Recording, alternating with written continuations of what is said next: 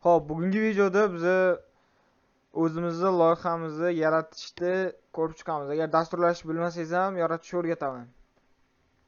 Buncha sun'iy intellektdan foydalanamiz. Sun'iy intellekt, har xil sun'iy intellektlar bor. O'shalardan bittasidan foydalanib ko'rsataman. V0devdagi videomda где-то 1000 ta prosmotr bo'libdi. Shunga yana qiziqarliroq V0dev haqida qilishga harakat qildim.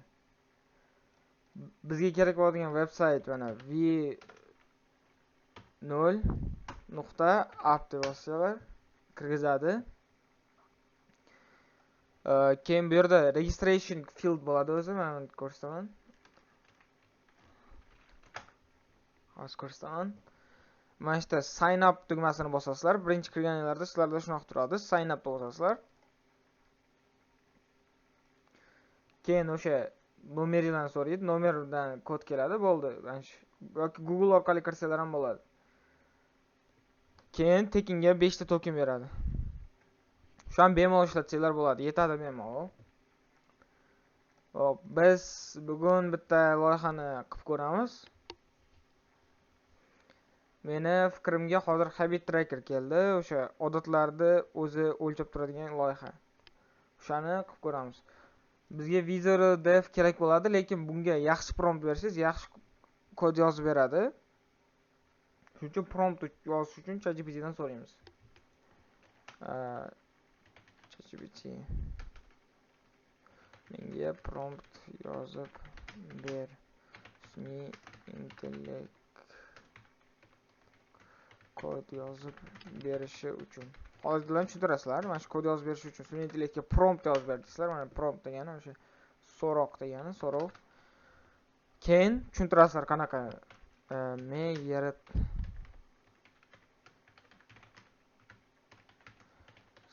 productivity.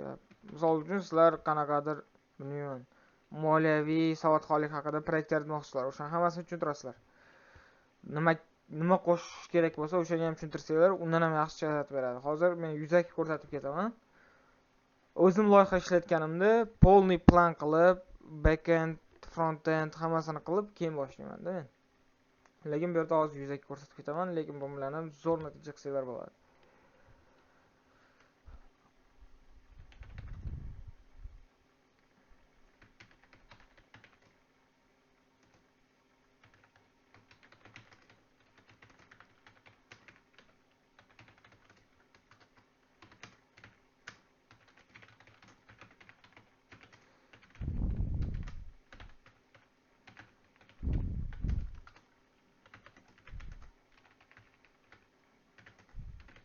Website designer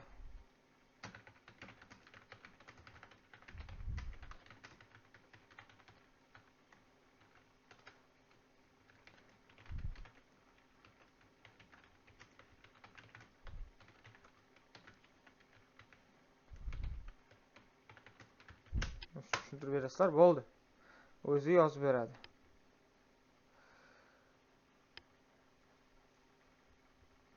Inglizchalab yozib beradi, o'zbekchalab yozsalar ham prompt desanglar bo'ldi, o'zi polniy tushuntirib beradi.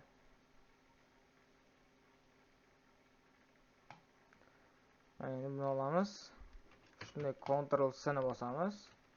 Yoki sizlar Ctrl C ni bosmasizlar, copyright bosamiz, bo'ldi. Yo'qqa qo'yamiz. Bo'ldi, bundan bosaverasizlar. Lekin bu yerda hozir bu yerda HTML CSS qilib qo'yibdi. Remove text tag.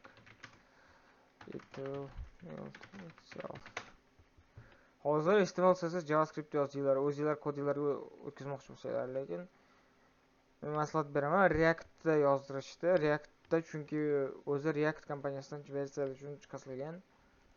Shuning uchun React Next.js'da yozilgan yaxshiroq. Shuning uchun hech qanaqa bizga text tag bildirish shart emas. Ketdi. Bo'ldi, bosamiz. O'zi o'ylab, o'zi plan qilib, o'zi tayyor qilib beradi bizga. Shuni kutamiz, bo'ldi. Shunaqa sun'iy intellektlar ko'p. Meni o'sha YouTube sahifamga kirsanglar, tiqilib yotibdi. Kursor, Replit, V0dev, Cloud, Lovable hammasini ishlatib ko'rsatganman. O'shalar hammasini ko'rib chiqinglar. Hammasida zo'r tushuntirib berganman. Shunaqa imkoniyatlardan foydalanib qolinglar. Zakaz olsanglar ham bo'ladi.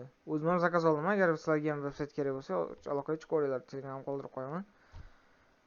Sizlar ham shu zakaz olsanglar bo'ladi. Kompaniyalarga chiqib aloqaga shunaqa veb-sayt qilib beraman desanglar, email zakaz ola olasizlar. Bu sun'iy intellektni yaratib turib ham pul qilsa bo'ladi demoqchiman.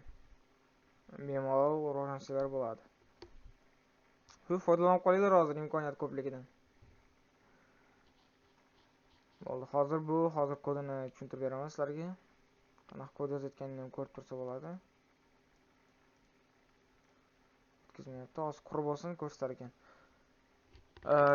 Bu TypeScript bilan Next.js ko'proq ishlatadi. Ana Page TSX, Layout TSX xaritasiga alohida komponent yaratib chiqyapti. To-do listga alohida, logika, habit trackerga, daily focusga, xaritasiga alohida. Bu veb-saytda plus tarafi srazu publish qila olasiz, GitHubga yuklay olasiz. Hamma narsa qila olasiz. GitHubga shunday ulab turib GitHubga publish qilsanglar yoki Verselga, shu Versel kompaniyasidan chiqarilgan bo'lgani uchun Verselga srazu upload qilsanglar bo'ladi. Versel srazu o'ziga oladi. Keyin sizlarga link qilib beradi. O'sha любой odam kira oladi, keyin link bilan ishlay olasizlar bo'ladi. Agar misol uchun habittracker.uz deb qo'ymoqchi bo'lsanglar, Ahos'dan domen sotib olasizlar. Qaysidir domen providerlardan. Keyin bu yerda IP ulash joyi bor, o'sha yerdan qo'shib qo'yasizlar. Bo'ldi, veb-sayt tayyorlab bo'pti. Kodi mana polni yozib chiqqan komponent app. Buni keyinchalik mana uni bosib turib o'zimiz kodga ham o'tkazib yuborsak bo'ladi. Tayyor bo'lsanglar, mana shuni kodini ham ko'ramiz. Mana. Tayyor, so'ragan loyihamizni o'zi tayyor qilib beryapti. Qanchalik zo'r qaranglar. Hozir boshqa ochib ko'rsataman. Hop, 1 2 3 ketdi boshla. Mana, tayyor.